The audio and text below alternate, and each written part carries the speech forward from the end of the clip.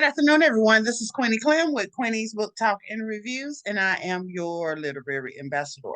And today I finally have a special guest on my channel for this month. Please introduce yourself. Hi, my name is Liselle Powder. Okay, tell us a little about Liselle. Okay, well, Liselle Powder, she is basically from the Caribbean island of Trinidad and Tobago, and she migrated to the Americas in 2014 together with her two daughters. Liselle is also an author. She is an artist and also a poet. Okay. Now, what is your genre and what attracted you to that genre? Can you repeat? Sorry. What is your genre and what attracted you to that genre? I would say hope and determination. Mm-hmm. I would say strength, empowerment, because when you're an immigrant and you come into a country for the first time and you don't know anything, it's challenging, especially when there is no one around, no family member around at the beginning. So you find yourself being lost. And sometimes being lost is a good thing because it gives you that strength to find your way back. Yes. To reality. Yes. Now tell us about your book, Welcome to America, The New Life, New Rule. Well, basically this book, I really wanted to write my experience coming to America. But somehow when I started to write, it switched. I said, why not make it into someone coming to America and her husband, you know? So it's more like a story. Somewhat is real because I did come to America and Gloria did come to America and she met her husband after so many years, and it's the same thing with me. But it took a twist where I said, why not make it into a thriller, like not really a thriller, but something like full of excitement, full of, you know, people will want to know what next, what is going on, just like that, you know, so like a suspense. So people will be like reading and wondering, oh my gosh, he really did that. So I kind of put in a lot of details in which that the husband was sort of mean because she came to America and this is his country and he wants to control. So in a way, you know, it brought back some of the things that I have been through, you know, and I wanted to make it real because most people come here and end up in situations, and sometimes it's worse situations that what I experienced, what Gloria experienced, what anybody experienced. So I want to make it real. I wrote a book for it to be real, to let people know what really happens. Sometimes it turns out the outcome is good, but sometimes the outcome can be very detrimental and it sometimes lead to severe tragedy. Right. What was your inspiration behind this book? My inspiration is just to get the message out there to women, for not only women, but men too, you know, for people to, even though you're in a marriage, even though you're in a relationship, make sure that bond is really secure, you know, because sometimes you think that, okay, you're far distance away from each other. The long distance relationship, sometimes it works, sometimes it don't, but you always have to have that strong connection. I believe prayers, I believe trusting God, asking God, seeking God, asking him, should I go this way? Should I go that way? Because remember, you're leaving your country to come to another country and you don't know anything. So you, in a way, you are at the risk of anything could be happening to you, you know. But if you have family, it's a good thing. But what if you don't? You know, so the inspiration was really for people to be aware of what normally happens when you come into a new country. Wow, okay, okay. Now tell us who the characters Gloria and Ben are. Gloria is, all right, well, she is the wife, she has been living in Trinidad for so many years, and Ben is a husband who is military. He, was in the military for a while and he left. So he is there waiting for his wife to come. And it's a sort of excitement, and he's excited. She's excited. She's seen him after so many years. And, so it started off like a real love thing. It started off like all these butterflies and feelings and urgency to see each other. So, at the beginning it was really, really love. Really, really, love is always there, but there was challenges. So I say no more. Okay, all right. Now you said this is kind of fictional, but it's based on real life. I would say two of the persons that I end up including my daughter's name, but I put them at different characters. And the part of coming to America, that is real, which is me coming to America. I was also separated from my husband for a amount of years before we finally came together. The other part that I wrote in, was sort of fiction, but that is basically the real part of it. Oh, okay, okay. How do you develop your plot and characters? Well, to tell you the honest truth, I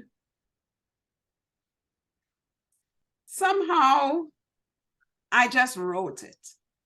As the inspiration came, as the words came, I just developed the story behind it. And I said, oh, I could add this. Oh, I could do this.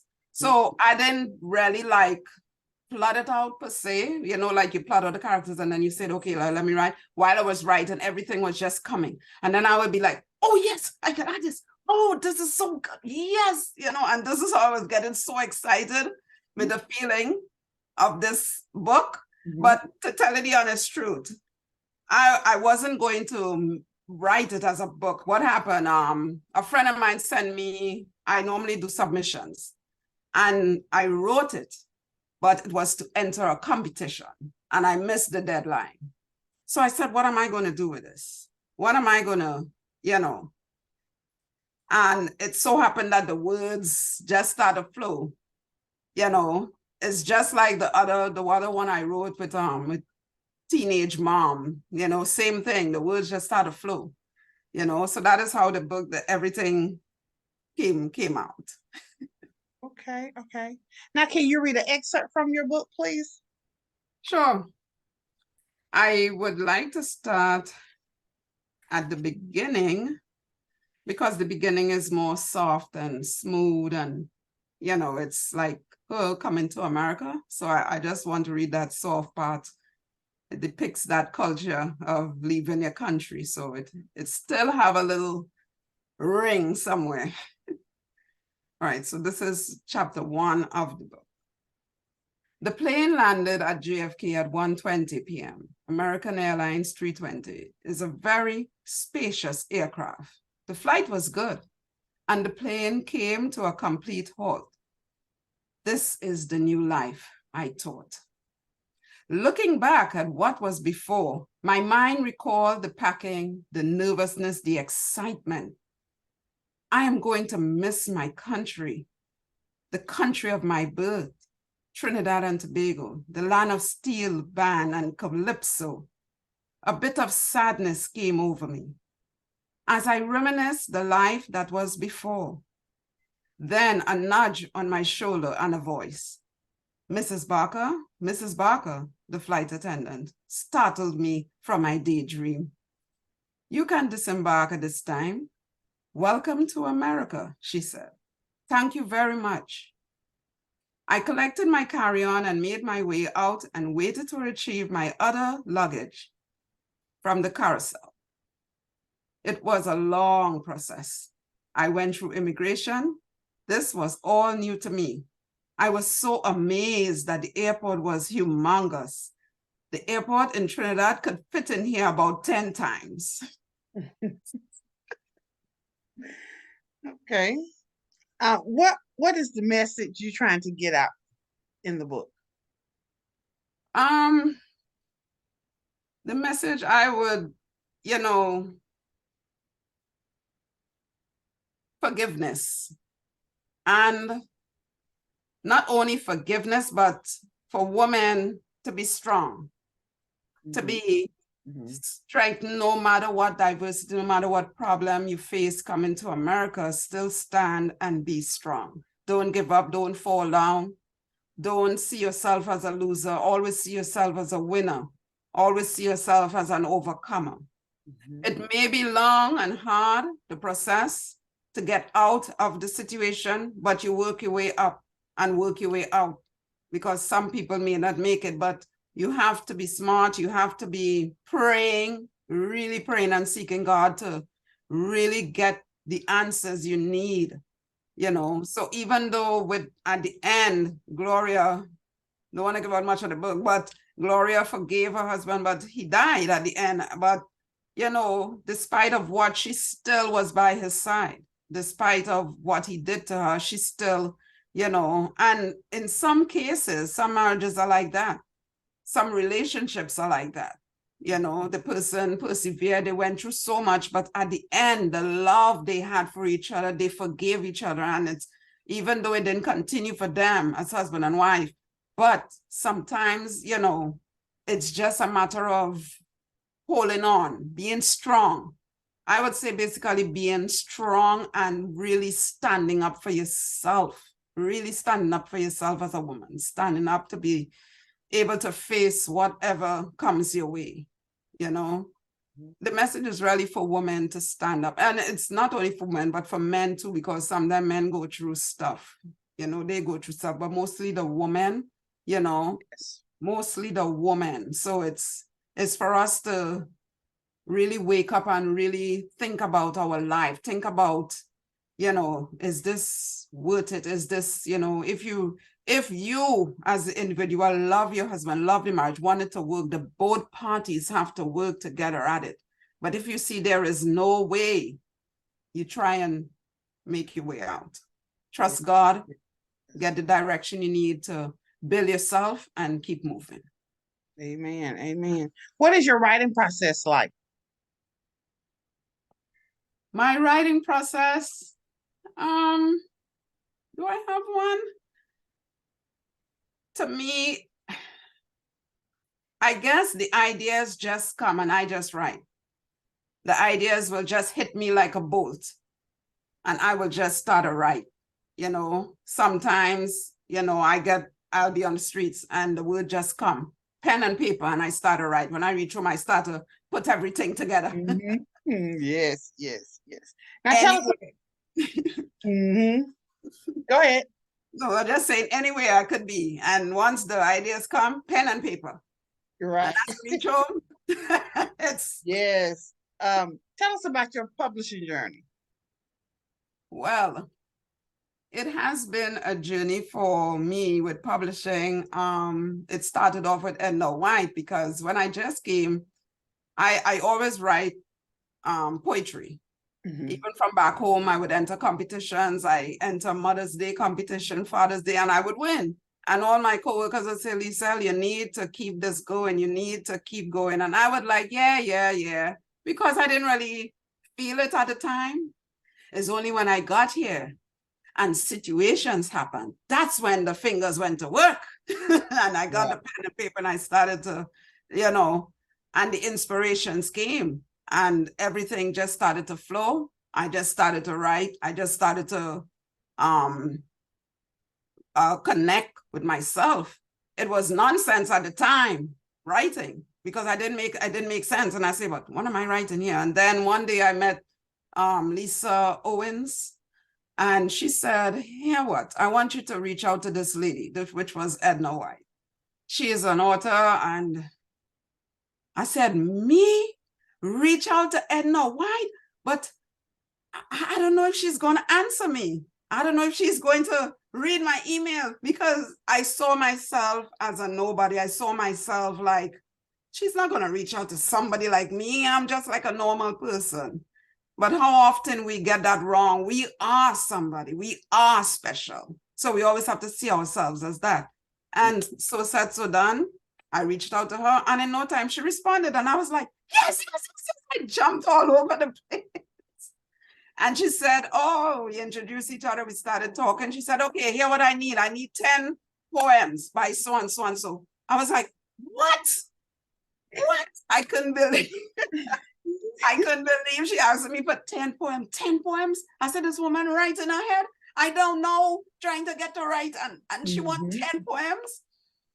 She said, yeah, I want 10 poems. Let me see what you got. And I did the 10 poems. And that went into a book called, I believe it's No Sweet Meat, Tell Me the Truth. And other authors contributed. They had a book launch with it. And it started from there. It started from there. And then she, then she said, I want you to do a book with poetry. And that's how it started. She published it and everything. It came out, it's called Still Overcoming. But this one, Welcome to America, this lady is also an author and she's also a publisher. All right, her name is Norma Covington. She's from Florida. I connected with her on Facebook. She saw my book and that's how we became friends on Facebook. So, sometimes there are so many connections on Facebook, you don't know who you would meet. And we started talking and she said, well, yeah, I could do this book. It was just sitting there, Welcome to America. I could turn it into a book. And that was it. And that's how the book came about. Wow. Okay. What did you learn while writing this book? What did I learn? I learned a lot. I learned patience. I learned strength. I learned determination. I learned never giving up, overcoming. It was so many things that I can really say that I've learned from writing this book, because it also helped me to be a better person, helped me see me in a different light, not only as a writer, but dig down deep inside and bring out what was inside of me, because sometimes your treasures are hidden inside and you don't know what can bring it out. So I guess this book brought out something in me, and sometimes when people or anything that you do and people commend you on it, it really makes you feel welcome, feel cherished, feel, yes, I can go on, I can continue, this is what the people want to hear, this is what the people want to see, they want to see me write, they want to read my story. So it keeps you motivated and it keeps you want to keep writing, keep going, no matter what you're doing, whether writing, artwork, you're good with your hands, storytelling, spoken word, whatever it is, it gets that creativity out of you. Who is your target audience? Well, Edna White, Edna White, she has come a long way, and the stories that she shared with me, about her past, it's somewhat similar to me. So much to do with overcoming and so much of persevering, because she really spoke to me. She gave me her story, and told me what, so she has been such an inspiration to me. I must say she has been. What do you think your role is in the literary industry right now? My role is I should be doing more. I should be producing more. I should be more. I'm not seeing myself where, even as much as, yes, I've done stuff, I got complimented, all of that, but to me, I need to do more. And I have to push myself more, even if it's 1 hour a day, 10 minutes a day, 50 minutes a day. get something done. And this is the focus that I'm trying to reach to get more creativity, more content, more things done, you know. But I kind of like I started procrastinating a lot because I work 9 to 5. So I was saying, oh my God, I can't do this. I really can't. It's hard. And I would be complaining, procrastinating, and then I saw, it's like I actually hear my own voice and hear how I sounded. And I said, but no, I gotta wake up. I gotta wake up because I gotta wake up. This is something I have to do. This is something I have to run with. I can't be, yeah, okay, oh, I'm tired. No. I gotta get up and go and keep going because, you know, you will be left behind. Right. So you will be left behind. So it's basically that I just need to push myself more to, you know, reach to where I want, because right now I'm not where I'm supposed to be. I know that for sure. And I just need to push myself over despite of all that is going on. It happens to all of us. We get so worked up or overwhelmed with what is going on because we have to take care of so many things. And sometimes we forget our passion. We forget our culture, our creativity. And we spend most of the time dealing with situations, personal situations, children's situation, bills situation, rent, all these different things, which is important, yes, but sometimes we forget ourselves. Somehow we are lost in all of that and tend to forget. And then when the passion gone, the creativity is gone, you just feel like hopeless and you don't know how to get yourself back. So the thing is you have to try not to get yourself lost and overwhelmed and see yourself sinking into your personal stuff. It has to be separated. It has to be, you know, separated so that you can find your way to deal with the things that you want to do. You have to make that time, make that space, have that energy to, you know, so I'm getting there. I know I'm not fully there yet, but I am getting there because I came off of the sad seat and crying and like a baby. No, it's not no more crying. It's doing and getting it. Yeah. What has been your greatest accomplishment thus far in your literary career? I would say my greatest accomplishment is getting this latest book out, Welcome to America. And my art, where I do artwork also. And this didn't happen just like that. You know, I didn't go to school. I didn't go to no classes to get this done. The inspiration came from God. Even with the art, I was just lying down one day and the voice just said, get up and paint. Get up and paint. And that was it. I had no paintbrush, no canvas, no nothing. And I was like, what do you mean get up and paint? I don't have anything. And then one of my friends said, what do you need to start? I was telling her about it. And she said, what do you need to start? She said, I'll get it for you. I never asked her. She said, I'll get it for you. I'll buy the paints. I'll buy everything. And she did and sent everything to me. It's just like the writing. The writing just came like that. And then some of my writing and poems, it based on what I've been through, what I've experienced. Even now, sometimes, like I told you, if I'm outside and something come and I see something, it, you know, so that's the way how I go with it. Okay, you are a artist, painter. So show us some of your art.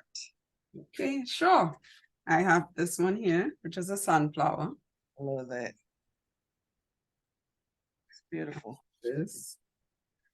I have this I did with, which is butterflies. Oh, girl. I love butterflies. I have this one here, just flowers. It's beautiful. And I just take up one.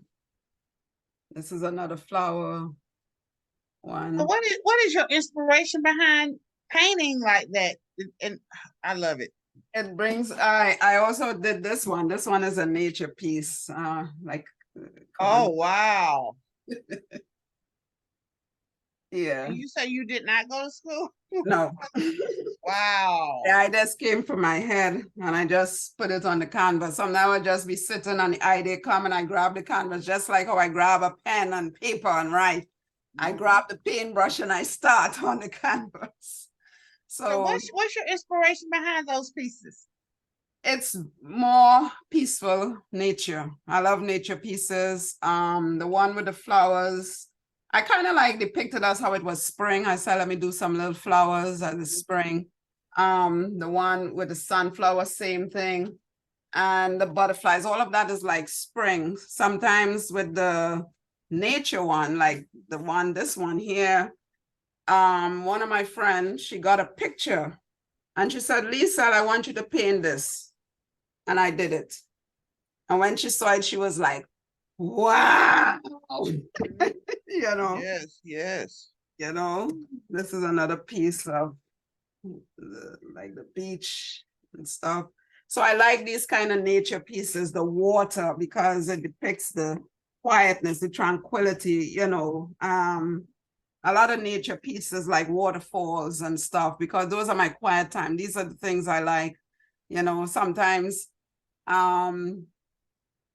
as much when I started off writing, I was writing so depressed. I was writing of my problems, depressed.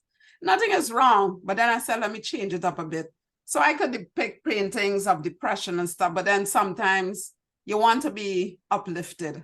So you kind of bring out that upliftment in your painting, upliftment in your writing.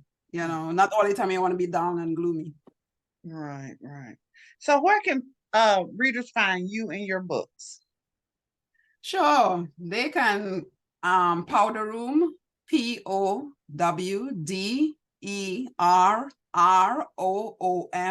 49. It's on Instagram. My paintings are there. And if you want to purchase anything, you will see all the paintings there. You can just message me and let me know if you're interested in any piece. As far as the writing, most the books are on Amazon, which is amazon.com/author/Liselle Powder, LISELLEPOWDER.